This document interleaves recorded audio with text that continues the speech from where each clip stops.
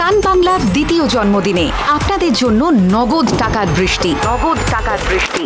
সত্যি বলছেন? হ্যাঁ, আবার শুরু হচ্ছে সান বাংলা দেখুন আর বাড়িতে বসে নগদ টাকা জিতুন কন্টেস্ট।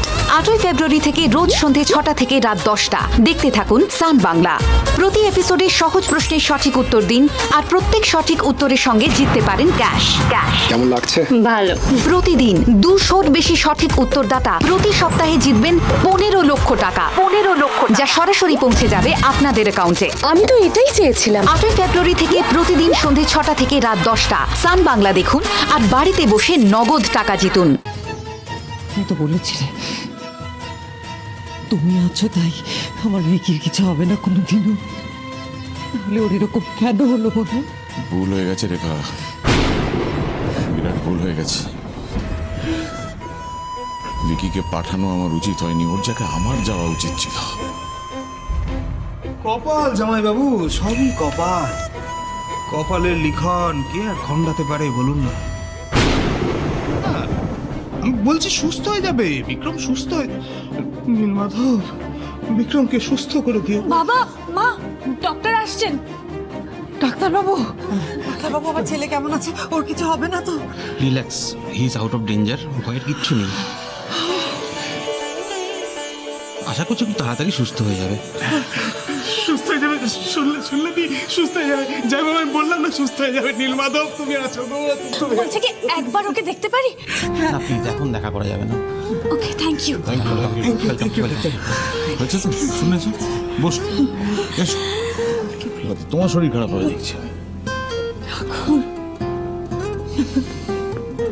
বলছি তোমরা তো অনেকক্ষণ কিছু খাওনি, আমি তোমাদের জন্য কিছু নিয়ে আসি। এই তোরা দিকে আয়।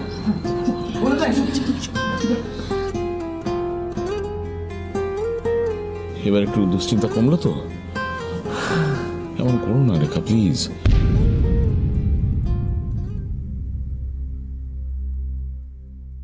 আমি তোমাকে বলে দিচ্ছি, শোনো, ওই মেয়েটা যার জন্য আমার ছেলের এই অবস্থা হয়েছে, ওকে আমি ছাড়বো না। আমি ওকে জেলে দেখতে চাই। একবার আমাদের ভিকি সুস্থ হয়ে ফিরে আসুক, তারপর যা করার আমি করব। দাদা, ওখানে কি হয়েছিল?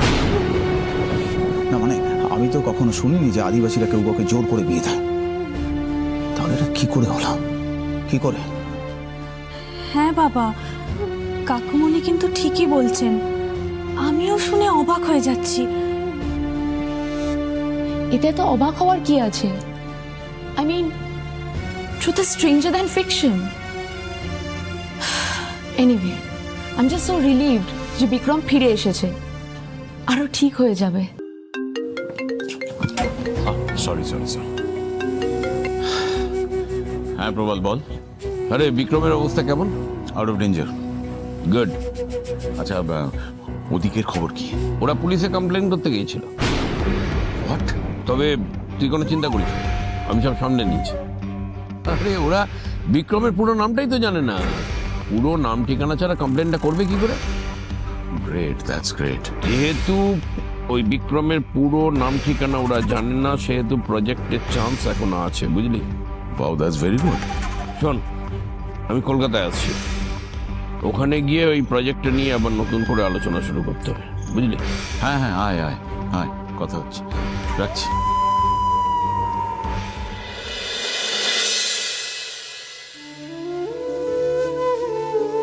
তুমি বলেছিলে তুমি যেদিকেই যাবে তুমি হারবে, কিন্তু আমি তোমাকে হারতে দেব না শিখা।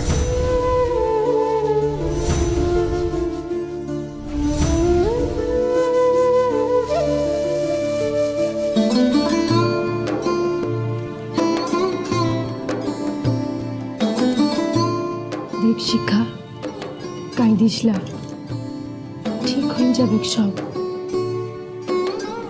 শুন শিখা, দেবী মায়ের সামনে তোদের বিহাটো হয়েছে। দেখ, দেবী মা তোদের আবার এক করে দিবে। দেখ খেলিস। তুমি তো কিছু একটা করো। আমি কি করবে? শিকার বর শিকারে ছেড়ে পালাই গেছে। পুলিশ, জেলার বড় বাবু কেহ তোদেরকে সাহায্য করে লাই, বোরের ঠিকানাটাও জানালাই যে শিখারে ওখানে দিয়ে আসবো। বিহা যখন হয়ে গেছে তখন তখন মিয়াকে তার ঘরে রাখা যাবে গলাই সেলিয়মলাই। জকমাজি ঠিক কথা বললো, শিখা এখন আর বাপের ঘরও থাকতে পারবে না, এটা আমাদের নিয়ম আছে, ওর জন্য তো আমাদের নিয়ম ভঙ্গ করা যাবে না। আরে শিক্ষা যাবেটা কোথায় বলতে পারো, শিক্ষা যাবেটা কোথায়? ওর শ্বশুর বাড়ির ঠিকানা ওটা তো জানা নাই। মাঝিয়ারাম, তুমি তো গ্রামের মাথা মুখিয়া, তুমি তো কিছু একটা করো। আমার কিছু করার লাই বুধা, নিয়ম আছে ওটে, নিয়মটা সবাইকে মানতে হবে, শিখাকেও। কিন্তু বিয়াটাই তো হয় নাই মাঝিয়ারাম, বিয়াটা হলোটা কোথায়? যার স্বামী ছেড়ে দেয় সে কি করবে মাঝিয়ারাম, বলো সে কি করবে? আবার বিহাটো করবে মানে মানে বুধুয়া তো কহিল কে বিহাটো হয় লাই, তো এই গায়ের একটা ছেলের সাথে শিখার বিয়েটো দিয়ে দেওয়া হোক, তাহলে শিখাই গাই থাকবে কি? আরে এটা তো শিবা ঠিক কথা কইছে। মাঝিয়ারাম বিহাটা করবে কে? তোমাদের যদি কোনো আপত্তি না থাকে তো আমি বিহাটো করতে রাজি আছি। তুই সত্যি কথা বলছিস শিবা? সত্যি কথা বলছি, তোমরা সবাই মত দিলে আমি আজই শিখাকে বিয়েটো করে ঘরে তুলব। কিরে বুধা, তো আর কোনো আপত্তি নাই তো? আমার কোনো আপত্তি নাই, কিন্তু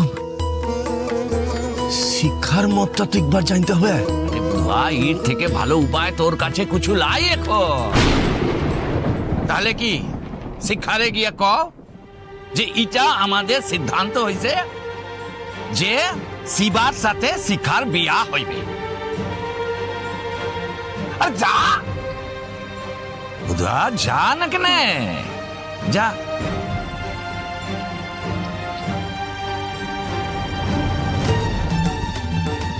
মাঝিয়ারাম আমি ঘুরে আসছি।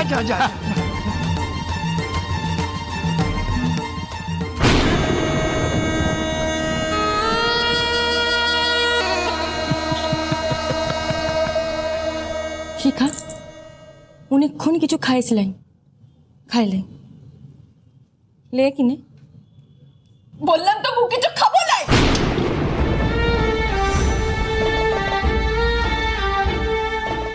তোর একটু বাইরে যা, তোর সাথে আমার কথা আছে।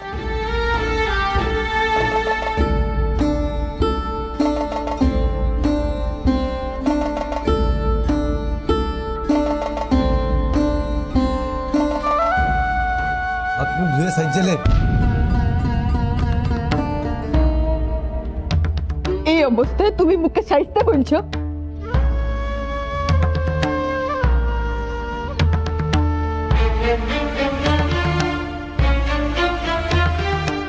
এই অবস্থা বিয়া করবি?